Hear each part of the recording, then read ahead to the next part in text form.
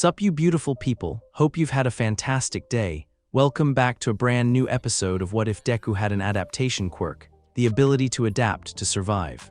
This has always been the driving force behind all human evolution. Izuku's quirk though, it takes that one step further, ensuing that whatever fails to kill him will just make him stronger, a force to bring doom against the villains who dare to stand in his way. If you guys enjoy this What If, comment down below and let me know. And go ahead and check out other What Ifs in the channel after watching this video. Don't forget to shower some appreciation onto the incredible author responsible for this fanfiction. The link is conveniently waiting for you in the description box down below. Before we get into it though, don't forget to subscribe and leave a like, and also share this video with your friends. So let's start this video. Panting, Izuku ran through the labyrinthine obstacle course his tutors had somehow convinced Cementos to set up. Not only were the big three hunting him in this place, but they'd brought along their friend Heya, who was eagerly joining in the torturous training session. He couldn't even stay in his more durable form as the labyrinth changed sizes as he changed areas, and while he fit some places, others were too narrow so he had to switch back. 1, 2, I'm coming for you. Hado's voice echoed through the cement labyrinth, somehow both eerie and adorable. 3, 4 better hit the floor. Not even bothering to question it, and knowing that Hado tended to give clues away from her overdramatic sense of presentation, he just barely dodged the wall blasting in, her shockwave going where his head had been. 5, 6 were full of tricks. The voice of Heya whispered in his ear as Izuku hastily scrambled to avoid her latest attack, still feeling the spirit gun attack singe him as he escaped the girls and rounded the corner only to run face first into Amajiki. 7, 8 I'm just the bait. The nervous boy said with a shaky smile as Izuku paused for a moment confused, realization hitting him just as Tagada's fist uppercut him from the floor. 9, 10 we'll be sure to do this again, Tagada happily declared as the cement walls finally lowered, the 4 third years approaching to help him up. Was the song really necessary? Izuku sulked, giving them an annoyed look as the third years, apart from the still timid Amajiki, nodded smugly. Training should be fun, Hado declared happily. How was that fun? Izuku resisted the urge to face palm at the brunette's antics. It was fun for us. Heya smirked, high-fiving Nejire who bounced around happily, likely just having too much energy to properly contain. That's just cold Hado, Izuku grumbled while the bubbly girl pouted. Just call me Nejire already, she flailed like a grumpy kitten. It's so much cuter than my last name. And you can call me Mirio if you want, the taller blonde offered with a grin, Heya and Amajiki not extending similar offers. I'd say just call him Tintin. Heya snickered, most of our class does it. You're a mean little sidekick Yu. Mirio pouted at his friend who blew a raspberry at him. I'm gonna be Nejire's sidekick, that means I can keep sassing you as much as I like. Heya sounded quite smug about her logic too. Wait, who's Midoriya gonna be the sidekick of then? Mirio tilted his head curiously. Obviously he's gonna become the sidekick to that Yanagi girl. Nejire rolled her eyes like it was common knowledge, they're just so cute together. Izuku felt himself blushing as Nejire gushed about him and Yanagi being the cutest firstie couple ever, even if they weren't actually dating, a fact she happily ignored every time it was brought up. Hearing the door to the training facility open, he saw Aizawa enter looking eerily somber. Midoriya, we need to talk. The 4 third years all shared a glance, clearly surprised by the tone as well as Aizawa led him aside. A glance showed Izuku's friends waiting for him outside the building. Is something wrong, sensei? Izuku felt his nerves rising even as he tried to squash them down. This probably wasn't anything serious. Maybe his teacher just got told he'd have to take a long car ride with Present Mike or something. If this is about the whole sports festival thing, where I have to give a speech as student rep, don't worry, I've been working on what to say. Having to talk in front of people admittedly still sounded terrifying though. Midoriya, Aizawa sighed, looking more tired than Izuku could ever remember seeing him before. There's no easy way to say this. There was an incident earlier today. A serial killer going by the name Muscular went on rampage with his quirk and was confronted by the water hose heroes. I'm sorry. Izuku felt like his legs were about to give out as memories flashed through his head, seeing them show up to save him from the sludge villain. Their encouragement as they took him to a proper quirk specialist and set him on the path for proper training. Sending them an email telling them about how he got into UA. Getting a reply, a promise that they'd be watching his performance in the sports festival and would be happy to have him do his internship with them, maybe even his eventual work study. But now they're gone. His voice shook, and he didn't bother to stop the tears he felt fall from his eyes. his teeth clenching as a surge of anger rocketed through his body. He wanted to find this muscular. He wanted to break him. Where's the one who killed them? Izuku's tone was dark and ominous. Escape to lick his wounds. Aizawa shook his head, not bothering to hide what would likely become public knowledge. They managed to destroy one of his eyes and badly injure him, so he'll be underground for at least a while to recover. I know what it's like to lose someone important to you, Midoriya, someone who inspired you. Aizawa placed a hand on Izuku's shoulder comfortingly. Part of why I push you kids so hard is to do my best to make sure you're ready for this world we live in, to try and ensure talks like this don't have to happen. I won't tell you to not want to stop their killer. I'd be a hypocrite if I did. I just want you to promise me 2 things. What things? Izuku felt his stammer return for a moment, confusion at his teacher's words overriding his blood-boiling rage, even if only for a moment. First, you don't run off and try to be a vigilante about this. Aizawa looked him in the eye. Don't throw away your life or your future for revenge. Train hard, be determined to stop him if you ever meet him, but don't run off and fight him now. And in the second, Izuku hated how much logic there was in his sensei's words, but he knew damn well that if that monster had been able to kill heroes as amazing as the water hose duo, then he'd likely tear Izuku apart. Become a hero they could be proud of. There we go. The good doctor finished his work, removing his gloves as he finished Tomura's latest examination. The bullet holes are healing up quite nicely. The scarring won't go away, but you shouldn't lose any of your mobility so long as you do the exercises I instructed you to. Tomura scowled at that as he got off of the doctor's table, griping his cane with a murderous expression. I'll make them pay. Tomura's voice was raspy as he used the hand not clutching at the cane to scratch his neck. All of them. Those damned heroes, those fucking brats, everyone, they'll all pay. Yes, I'm sure you will, young Tomura. All for one nodded to his embodiment of destruction, the villain in training still showing the wild desperation he'd had ever since he was a child. But how do you intend to do that? Tomura looked at him in confusion as if that was a trick question, eyes flitting over to a tank with a Nomu inside. Now, you can't rely on my power and resources alone if you wish to grow, Tomura. All for one chided, the UA Sports Festival is coming up soon, so in that spirit of education, I have a bit of homework for you. Watch the sports festival, study the students from the class your attack failed with, write up an intended plan for each and every one of them, and then come back to tell them to me. Yes, master. Tomura scowled irritably at being denied new toys and having homework assigned before Kurogiri warped the boy away. He's far from ready, a new voice pipped in, 4 screens lowering down, each one allowing the 4 other acolytes he'd trained to speak to him, too brash and not having the power or skill as of yet to back up his boasts or ambitions. He lacks a goal, lacks direction. The oldest of his acolytes spoke up thoughtfully, his screen confirming he was still in America. More than that, he lacks a personal rival to truly push him. Someone that he wishes to overcome for his own reasons rather than just that they're your enemy. Perhaps that teacher who survived the attack, Eraserhead right? The 3rd acolyte asked from his current location of Egypt, having been down there to recruit a new ally for his own goals.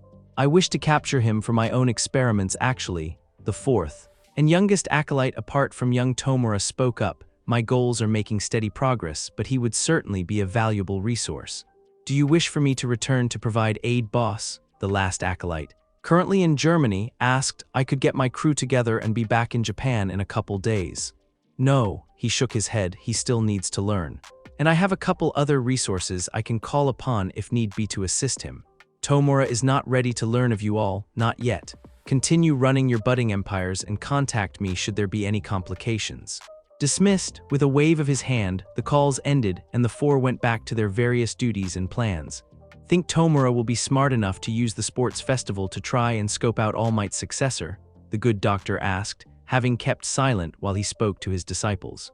One can only hope. I've done more thinking on the matter of candidates and I've narrowed down the list further. All Might stated to Nezu, Gran Torino, and Sir Naitai, the 4 of them being the only ones meeting that day. To start with, I've decided to remove Miss Hado from the running as while I'm sure she'll be a splendid hero, I feel she lacks the necessary. He paused to search for the right word, attention span, to use the power safely. Fair. Nezu nodded with a shudder, likely thinking what his strength would do with someone as chaotically energetic as Nejire Hado. From the first years, I'd say the top picks would be Itsuka Kendo, Eijiro Kirishima, Ryaiko Yanagi, and Nirengeki Shoda. All Might cleared the table of all but the 5 dossiers. I would like to bring young Midoriya into our confidence eventually though, once Aizawa feels it's a good time. The boy's quirk would make him an excellent sparring partner for my successor, while they learn to properly control their newfound strength. Not to mention, should the worst come to pass and All for One returns, or a successor of his vile empire, and a new symbol is needed, he'd be on hand. Hope for the best, prepare for the worst, Gran Torino nodded. I have no issue with bringing the Midoriya boy into our fold eventually. Sir Nightai nodded. I spoke with him after my lecture, and he showed a truly impressive intellect. Mirio speaks highly of him as well. What of your 4 first-year candidates? Gran Torino looked at their files curiously. Young Kendo and Kirishima are already physically fit enough to receive the power right now if I so chose. All Might nodded, happy to explain his reasoning. Kendo is an excellent heroine with a good temperament from all I've heard. And while her quirk itself is simple, it would pair well with the enhanced physical abilities of One for All, which I can train her more on. You couldn't teach a fish to swim, brat. I'd end up being the one to train her. Gran Torino chided, swinging a cane at All Might's head. It was only due to years of Recovery Girl doing the same that he was able to dodge it honestly. Yes, well, All Might coughed. Next is young Kirishima. His hardening ability should help him withstand the strain of One for All the most of the various candidates. His quirk runs on stamina, so the boost to his physical abilities would truly be a blessing there. Shoda and Yanagi, however, are not physically ready to receive your quirk, Nezu noted, the small mammal sipping some tea. Not even close, All Might shook his head, but I think their quirks would likely pair the best with One for All from those that remain. Shoda's quirk already lets him do a second impact that will always be several times stronger than the first. Using his quirk with even a fraction of One for All's potential would be able to make his output far exceed my own. His noted tactical abilities would also be a benefit. Those were something he himself had only gained through the School of Hard Knocks. And Miss Yanagi? Sir Naita asked, flipping through the more detailed dossiers now that they had a narrower selection. Her telekinesis currently only lifts what's roughly the weight of a human being. All Might grinned, but with the potential of One for All, it could evolve to be comparable to the strength the quirk gives me. It would also be distinctly different from my own abilities and style to help hide the true nature of this sacred torch. Well, with the sports festival coming up, I'd say the best bet we have right now is to test these students. Nezu gave an eerie chuckle. Let's see what they're capable of. So how'd it go? Ken asked him as he entered the staff lounge, a hot cup of coffee waiting. He didn't take well. Aizawa took the drink gratefully. I hate having to tell a student their mentor is dead, especially if they're just a first year. The look of anguish and denial never got easier to stomach. They were good people, Ken rumbled, raising his own coffee in a silent toast to the fallen heroes. I made sure to bring Midoriya's friends along so they could make sure he got home safely. Aizawa copied the gesture. After this, though, I'm going to be a bit selective on any potential internships he goes to, though. Want to be sure that whoever mentors him won't make the situation worse. The tension between our classes isn't helping things either. Ken winced, with how riled up they all are. I wouldn't be surprised if some of them went deliberately looking for more than they could chew to try and one-up the other class. Draining his coffee and refilling it. Ken looked at him. I was actually thinking of a new training exercise to implement after the internships. 2-on-2 combat matches, but each partnership is made from a student of each class. Force them to get along and work together. Given we already have 3 students each that are actually part of a friend group together, they'd make good first choices. Show the rest that getting along won't cause cats and dogs to start falling from the sky. I'll think about it, Aizawa promised. Right now, I just want to go home and fucking sleep. Sitting at his desk, Izuku stared at the photo of him standing with his mom and the water hose heroes, the married couple having even signed the picture after it was taken. Knowing that they were gone now, that all he had was memories, it hurt. Picking up a piece of paper, Izuku started reading over the speech he'd been preparing for the sports festival. He'd been watching videos online about all the speeches past student representatives had given, speeches from various pro-heroes and even political ones. It was bright. It was cheerful. It meant absolutely nothing. Angrily tearing apart the speech, Izuku slammed open a new notebook, writing down thoughts as they came to him. He could always edit it later to flow, but for now he had to make a real speech. Something that was uniquely him, that embraced identifying who he was trying to be like the sports festival was meant for. Be a hero they'd be proud of, had been his teacher's words. I will be, sitting with his back against a locker. Izuku focused on his breathing, leg bouncing as his class milled about, the room full of nervous energy as they awaited the signal to enter the arena. Around him, he could see his classmates all making their various preparations, ranging from Aoyama ensuring his support belt was in good order, to Yayorozu muttering to herself while she flipped through a large book that was full of chemical compounds.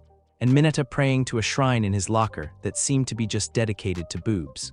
Around him, his closer friends of Mina, Kirishima, Hagakure, and Uraraka were adjusting their gym uniforms or doing stretches, Todoroki and Kendo standing a bit away, but also subtly glancing their way every now and then.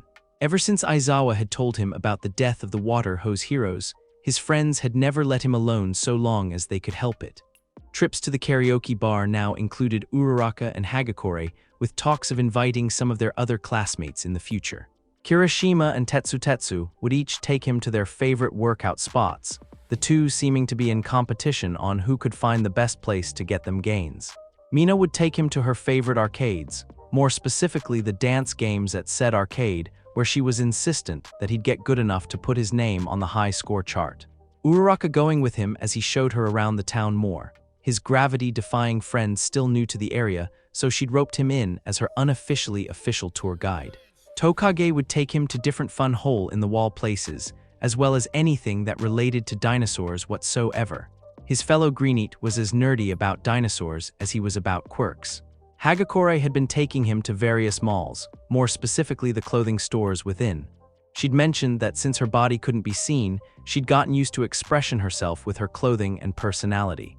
Given that high understanding of clothes and fashion, his casual clothes of funny shirts, such as his favorite t-shirt that was labeled T-shirt, she felt utterly upset at his choice in wardrobe and kept making threats to break into his home and destroy his shirts. Izuku was 90% sure his mom wouldn't let her, maybe 85. As she'd yet to succeed, it was more often her flustering him by making him give opinions on whatever she chose to model. Yanagi had started taking him to small internet cafes where they could browse the web together, his verbose friend being a veritable meme lord. When not doing that though, they'd often hit up bookstores or even just go to the beach he had cleared up, enjoying taking walks together and seeing how people reacted to beach that had once been a garbage dump. His mom had joined in on their efforts too, often having him help her in the kitchen as they cooked or baked together before finding new shows or movies to watch while they ate the fruits of their labors. She'd also been frequently inviting his friends over to all hang out together, having given all of his friends bone-breaking hugs the first time he brought them over. Although he didn't need the teasing about how many pretty girls my handsome young man spends time with, Tokage and Mina were still teasing him about that one. "There's the light." Yaoyorozu looked at the light above their locker room door. "Let's go everyone." "You heard the boss lady. Put on your game faces," Kendo added, trying to psyche everyone up as they began to march out towards the stadium, the booming voice of Present Mike reaching them as they exited the tunnel. "And first to the field we have Class 1A, Present Mike shouted as they stepped out into the light, the roar of the eager crowd giving him chills. They already survived a villain attack and are ready to show if they're ready for the big legs. They've been working hard and are more than ready to show their growth. The tired but faintly proud voice of Aizawa came out from the announcer booth next. Izuku just as surprised as the rest of his class that the perpetually tired man would agree to the role of announcer. "Well said, Eraser," Mike continued, not losing any momentum or energy, "and next, they might not have fought villains yet, but don't put them down for it. Class 1B is here and ready to show they're just as skilled as their counterparts in 1A. Darn straight," the voice of Vlad King, the 1B homeroom teacher, announced with a happy laugh from the booth, Present Mike having apparently invited both homeroom teachers in to help announce for the first years, likely to avoid favoritism. The awkward self-censoring from the blood hero was amusing though. "I'm telling you, Eraserhead, my students are going to win this whole thing. Maybe they will, maybe they won't." Present Mike cut off any further goading or retorts, but these two courses aren't the only ones competing today. These students might be from general education, but there's nothing general about them. Course C, D, and E are here to show what they can do, many even here to claim a coveted seat in the UA. Heroics course, the 3 general ed courses stepped out next, most looking genuinely surprised they weren't being brushed off by Present Mike. "It'll be interesting to see if they achieve it," Aizawa piped up. "Back in my UA days, I was such a student myself." That little bit of trivia was a shock to hear, for his own class as well as the general education students who started to look a bit more hopeful. Some of the people in 1B, like Bakugo, just sneered. "After them, we have our favorite little mad scientists." Present Mike pressed on, the support students, all decked out in various pieces of shiny equipment, and many even seemed happy at the unusual term of endearment. Here to show off their gear and their brains, we have courses F, G, and H. Within those classes, Izuku noted a familiar head of pink hair bouncing around, pausing once to give him the stink eye, before bouncing around again. To those unaware, the support course are permitted to bring any 3 pieces of gear that they themselves have built which have also passed their teacher's inspection, so it will be quite interesting to see what the end result will be. Vlad King added helpfully. And last but certainly not least, we have our Masters of Management. Present Mike's volume hadn't dropped once the entire time. If people call heroes the backbone of society, then the management students and its graduates are the backbone of the hero industry. Please give it up for classes I, J, and K. My colleague has that summed up quite nicely. Aizawa confirmed. Now we turn things over to the field where Midnight shall act as master of the games. Wait, who approved that? Nezu. Present Mike and Vlad King answered in tandem as Izuku could feel Aizawa's frustrated sigh. I can feel the love boys. Midnight rolled her eyes, although it was clear this kind of interaction was the norm among the heroic faculty, but you old fuddies up there aren't what's important today. No, it's you youthful heroes and heroines who get center stage here. And to start us off, we have the student representative Izuku Midoriya, who placed first in the hero course entrance exam. Taking a steadying breath and ignoring the familiar sound of Bakugo's palms filling with angry explosions, Izuku walked towards the podium, his friends giving him reassuring pats on the back as he passed them.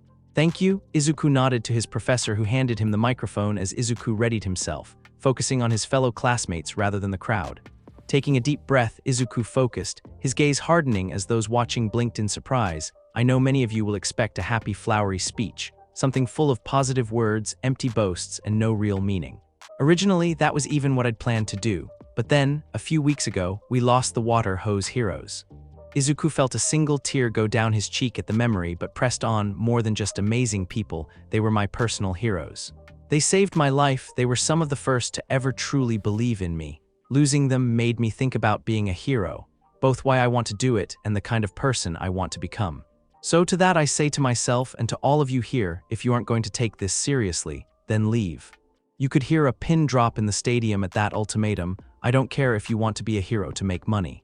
I don't care if you want to be a hero because you want to use your quirk more openly, because you want fame, because it's a family business, or even if you just think it's cool. But if you ever put those aims before saving others, what it actually means to be a hero, then you don't deserve to be one. The teachers hadn't stopped him yet, so he kept going. We're at UA, the time to hone our skills so we can save lives, and with the attack on the USJ, it's clear that the real world won't wait for us. I plan to fight my hardest today, to treat everything like it's the real world and give every event my all. This is the best chance to become stronger, to push our limits. If you're going to hold back, going to try and manipulate the odds for a trophy rather than improving yourself as a hero, then you don't deserve to be in a hero's course. I'm not here to win. I don't care if I get a shiny gold medal. All I care about is being a hero. I will become a hero that the water hose do could respect, a man that I can be proud of, and to the villains who attacked us, who would attack others, I'll become your worst nightmare. With that, he handed the microphone back to a stunned Midnight and rejoined his class. Several of those assembled to compete were looking stunned, but others were clearly affected by his words, looking pumped up and ready to fight their hardest. Why yes, Midnight coughed, shaking herself. Well, after that intense speech from out student representative, we can get ready for the first event. The first, even as always, will be a free-for-all event to eliminate all but the top 40 students, so I hope you're all ready for the UA. Obstacle race, fucking what? Shigaraki screamed, all for one having opened a live feed to the bar to make sure the 5th disciple actually obeyed orders to study the sports festival. How is that little fuck healed? Something wrong, Tomura. If he had eyebrows, all for one would have raised them. That boy, the one they called Izuku Midoriya, is the same boy who Master Shigaraki told you of. Kurogiri answered for the still raging decay user when we left. He was left without his limbs and his guts perforated by spikes of ice. Yet now he seems perfectly fine, all for one hummed, remembering Tomura complaining about not managing to capture a hero in training who already looked close to a Nomu when transformed, about failing to even get a DNA sample. But the question is this: do the UA faculty have someone on hand who could heal such grievous injuries? If they did, it would mean All Might was secretly back to full health, which would not bode well. Is it something about this boy's quirk specifically? Meaning it'll be something he wants to either take for a Nomu or himself, or was the boy truly crippled that severely and this is a decoy to save face? In which case he could expose the truth to damage the reputation of UA and the heroes. I am unsure, sir. Kurogiri's tone implied a frown hidden within the fog that made up the intelligent Nomu's body. Should I contact Gurren for details? Do so. All for one nodded, even Tomura pausing his rage to pay attention as Kurogiri made the call. If it isn't my favorite bartender. The ever-amused sounding information broker answered quickly. So, what can I do for my favorite customer today? The student representative from UA's first-year sports festival. I wish for details on his quirk. Kurogiri answered, his tone refined and professional. If he wasn't a Nomu, with the limitations that came with it, All for One would admittedly prefer to make the Warp Gate user a disciple. Sounds easy enough. All for One could hear the man typing at keys on a computer over the phone. Just use my worm to look into the National Quirk Registry and oh. What? Tomura demanded. What the hell does oh mean? Didn't know you were here too, Shiggy. Gurren chuckled as All for One could hear his disciple's blood pressure rising, and I said, oh, because the regular worm I use gives me access to most quirks, unless they're more heavily encrypted. That kid's quirk is apparently important enough to get a classified designation. But can you get it? Kurogiri pressed. By the third task at the latest. Gurren assured, might have to call in a couple favors, but I know you're good for it, Kurogiri. The call ended as All for One hummed to himself. How interesting. Scowling, Stein stared down at his phone as he watched the UA Sports Festival live. So many children hoping to be heroes, so many potential fakes for him to one day purge. This Midoriya though, so close to truth it was painful. You don't care if they're in it for the money, for the fame. Stain spat out, that apathy towards the ambitions of falsehood, the one thing keeping this boy from a potential seeker of the truth. But Stain relent after a moment's thought, checking the time and area as he continued to wait for his chance to ambush that fake ingenium. He is still closer than most. Only time would tell if the boy would become another fake to be purged, a true hero such as All Might, or potentially even an ally in Stain's own crusade against the fakes polluting their society. Damn Shota, your kid's got some balls. Present Mike shook his head, their microphones turned off for the moment as Midnight went over the rules for the obstacle race. Think it'll mess up his internship chances? Kan frowned, knowing how cutthroat and petty pro heroes could be. Some'll keep from sending offers for sure. Aizawa admitted with a nod, but there will be others who are genuinely interested after that. Not to mention, I guarantee you that Best Genist will be sending an offer in the hopes of turning him into a noble and refined paragon. Bakugo will probably get one too. Mike grunted before they flipped the microphones back on, and here we are, ladies and gentlemen, are you ready to race? Taking a steadying breath, Izuku got ready to move. Above the tunnel entrance, a screen was counting down, the atmosphere tense as 221st year students got ready to race. By his side were his friends from Class A and B, the trio from his sister class moving to start over by him having drawn some reactions from their own. We've got this, you guys. Izuku spoke, working to psyche up his friends just as much as himself.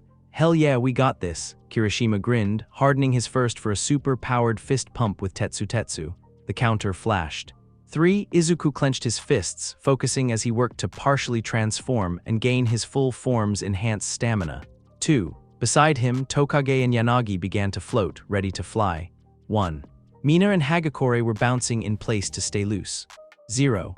Everyone took off like a rocket, Todoroki shooting past everyone as he slid upon a trail of ice that ignored the other testers, apart from Mineta and Bakugo who got frozen in place. And they're off, Present Mike shouted, his voice still reaching the runners as they charged through the tunnel, Izuku's group managing to get just far enough ahead to not get caught in the pileup that the less planned out students had. A nice collection of students made it through the tunnel with Shoto Todoroki rocketing fast into first. I must say that's some impressive control to only freeze 2 students down when he shot off, Present Mike commented. Yes, and I believe that to be deliberate.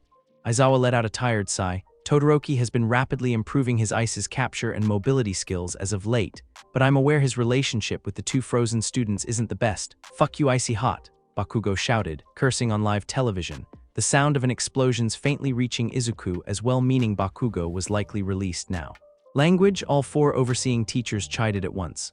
Robots dead ahead, Todoroki's voice called back, small to building sized. You heard the man, Izuku shouted back, Kirishima, Tetsu, shield wall in charge. Right, the 2 took a defensive position up front, ready and able to follow Izuku's plans. Now what's this? Present Mike let out an exaggerated gasp. We've got a group made of students from both hero classes working together. That might just be a first for the first-year hero courses. It's not a surprise. Aizawa nodded. Midoriya's tactical mind is exceptional. along with a near-professional analytic ability when it comes to quirks. I wouldn't be surprised if that group has been training together to make sure to reach new heights for the sports festival. As they watched, the group continued onward, the hardening quirk users acting as a spearhead to cut a path through the robots, many of whom had remained immobilized by Todoroki. The son of the number 2 hero had seemingly taken Midoriya's words to heart, being determined to win, while also working to keep his fellow students safe from the threats as he could. Wait, why are they taking scrap from the robots? Ken frowned in confusion as they saw the group grab sheets of metal from the robots. It would seem they're being used as makeshift shields. Present Mike noted, the group adding more to the team's defensive capability as they continued their charge. By now, more students had escaped the tunnel with intention to catch up, something that was made possible thanks to all the frozen robots. Is that Mineta clinging to the back of another student? Present Mike gaped, microphone thankfully off for the moment, as they saw the small purple student hitching a ride on someone else. Given how badly Yayorozu was trying to shake him off, it clearly wasn't consensual. Yes, it is. Aizawa's expression was stormy as they turned the microphones back on. Well, the students are making good progress through the Robo Inferno. Present Mike hid his irritation at Mineta's actions, Katsuki Bakugo making good speed in catching up to the front runners, not caring at all for those he knocked aside in his rush. It was only him not directly blasting his fellow students, but the indirect actions hitting them that was keeping them from pulling him out then and there. But Todoroki still holds a solid lead. Aizawa noted, using his control over ice to quickly traverse the wires of the fall. That's right, Present Mike got excited for the second event, a deep pit dug by our very own power loader. Don't worry, there's a net at the bottom to catch any who falls, but if you hit the net, then you're out of the running. Aizawa observed as Todoroki finished crossing, Midoriya and friends still partway across while Bakugo and the rest were quickly catching up. Out of my way, losers, Bakugo sneered, flying over the group, his explosions staggering the group as they worked to cross the wires, knocking the Uraraka and Hagakure loose as they began to fall. The audience in the stands gasping and booing in shocked outrage. Mina, cut the wire behind me. Midoriya jumped into action instantly, gripping the wire as the pink-haired acid quirk users did so without hesitation. Yanagi, give me a push. The telekinetic user shoved with her power, pushing Midoriya faster as he swung down, catching the falling girls. What a show of sportsmanship, Midnight's joyous cries carried. A fine display of teamwork. Ken nodded with approval, noting Tokage getting the 2 hardening quirk users over the gap as they began hauling the trio up, Uraraka making the tree students holding onto the wire weightless to speed things up. They've lost their places as front runners. Aizawa noted as several other students managed to surpass the group as they paused to save 2 of their own from getting eliminated, but it fits with Midoriya's pledge. He doesn't care about winning, he cares about being a hero. By the time the group got up, the other competitors were either at the minefield or still way back at the Robo Inferno. Come on guys, I've got a plan. Midoriya gave a grin that would make Nezu proud as the team ran to the minefield edge and didn't start crossing. What are they doing? Present Mike asked dumbly, those in the audience just as confused. Oh no, Aizawa and Kan gaped wide-eyed, realizing what was happening in tandem just as they gathered a large number of mines, telekinesis helping, before the group jumped onto the pile with their metal sheets shielding them. Oh my, Present Mike was on his feet, thrilled at this development. The OB Dream Team is using the minefield itself to retake the lead. They're shooting up and they've surpassed Todoroki and Bakugo. The previous first and second place holders were gaping stunned for a moment before they worked to try and catch up. Unfortunately for them, Uraraka lowering the group's weight plus Yanagi boosting them further made that a pipe dream, the group sliding to the tunnel before running through. First place we have Izuku Midoriya. Present Mike screamed in jubilation as the crowd cheered, Yanagi and Tokage following in second and third thanks to their flight, Kirishima and Tetsu crossing at what seemed to be the exact same time, while Uraraka, Mina, and Hagakure brought up the rear. What a way to finish the first event. Kan was just as pumped up as Present Mike. I for one can't wait to see how things will continue with round 2. Eyes flitting about, Shoto considered the upcoming second task. A cavalry battle with first place formed the first round being worth 10 million points. Bakugo had unfortunately gotten through to this round, and more unfortunately, so had Mineta after Bakugo's explosions in the beginning had blasted the little purple pervert free. Spotting the teams forming, an idea formed in his head as he walked over to the closest of the teammates he wanted. It's Shinso, yes, he approached the non-perverted purple student who looked confused at being approached. Yes, why? Shinso frowned puzzled. I want you on my team.